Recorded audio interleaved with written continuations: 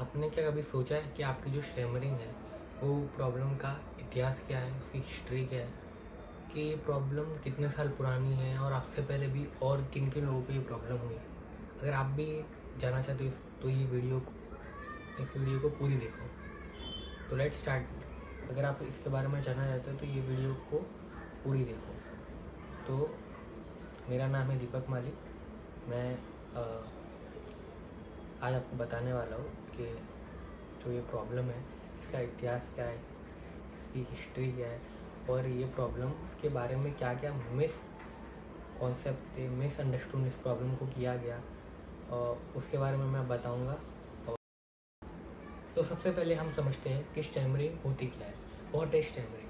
तो स्टैमरिंग एक bad habit है, बट हम साइंटिफिकली देखें कि स्टैमरिंग क्या है तो स्टैमरिंग एक स्पीच डिसऑर्डर है जिसमें हमें बोलने में रुकावट होती है। शब्दों से रुकावट जैसे रिपीटिशन, एक ही वर्ड को बार बार बोलना, प्रोलंगेशन, एक ही आवाज़ को लंबा खींचना, और ब्लॉक, जब आवाज़ ही नहीं निकले। और जो स्टैमरिंग का जो साइंटिफिक नेम है वो है childhood onset fluency disorder, COFD भी इसको कहते हैं। अब हम बात करते हैं स्टैमरिंग के इतिहास के ऊपर, हिस्ट्री ऑफ स्टैमरिंग। तो स्टैमरिंग का जो इतिहास है वो आज से 2000 BC में मिलता है।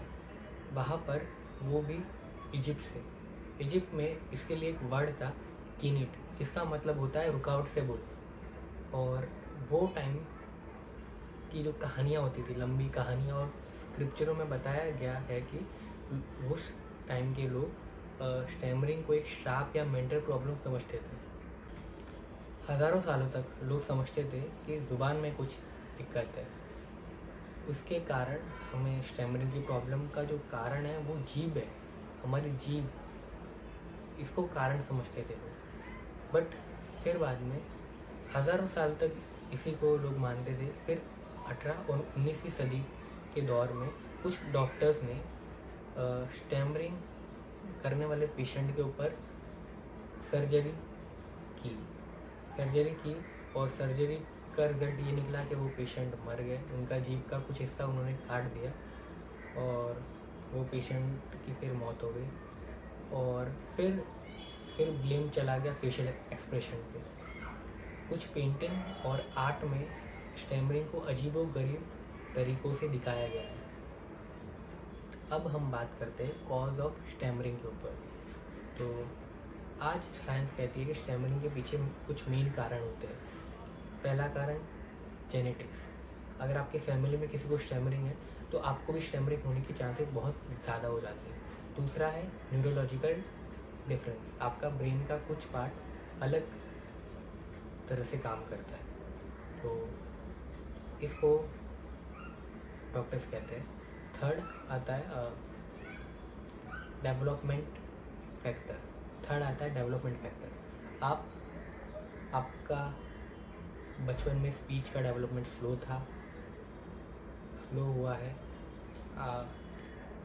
बचपन में आपके स्पीच का डेवलपमेंट स्लो हुआ है, इसके लिए आपको स्टैमरिंग की प्रॉब्लम है। चौथा, स्ट्रेस और एंजाइटी। ये एक स्ट्रॉन्ग रीज़न तो नहीं है, बट एक स्ट्रॉन्ग ट्रिगर है। मतलब स्ट्रेस और एंजाइटी आपकी स्टैमरिंग को ट्रिगर कर सकते हैं। अब आपकी स्टैमरिंग को एम्पलीफाई करने में ये एक बहुत बड़ा रोल निभाते हैं। और अभी के लेटेस्ट रिजल्ट में मालूम चला है कि स्टैमरिंग के पीछे जो मेन रिस्पॉन्सिबल है वो है क्रोमोसोम 12।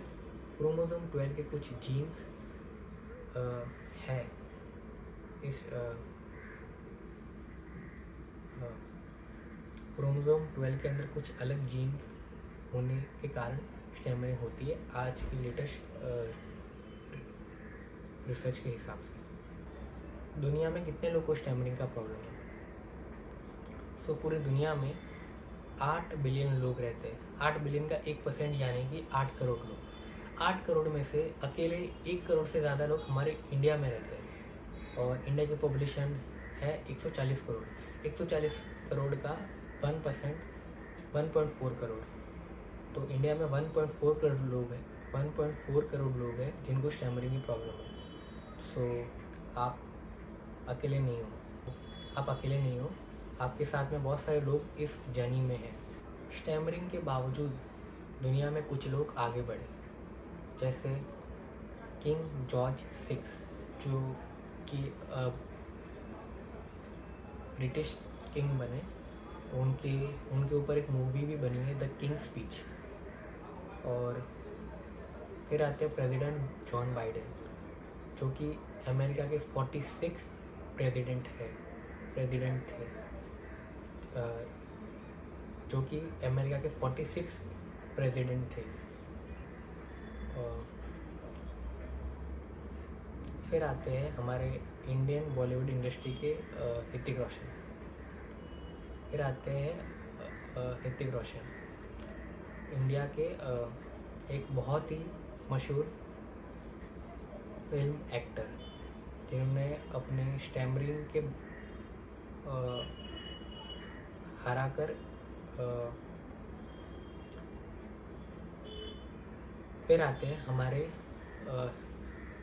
बॉलीवुड इंडस्ट्री के, फिर आते हैं हमारे इंडिया के ऋतिक रोशन।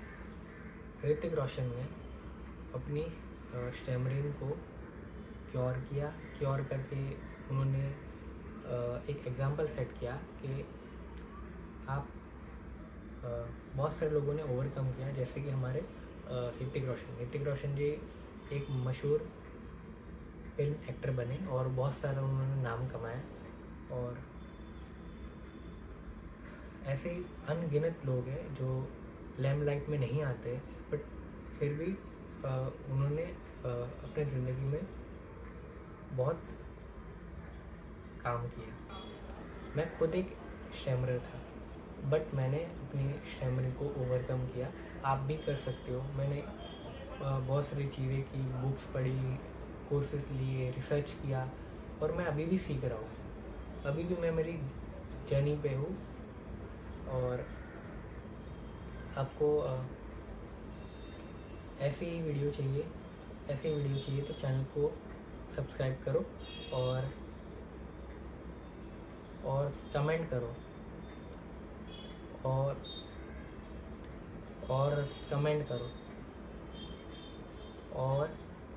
कमेंट करो। क्या आप भी आपकी स्टैमरिंग से फाइट कर रहे हो? Thank you for watching. Bye bye.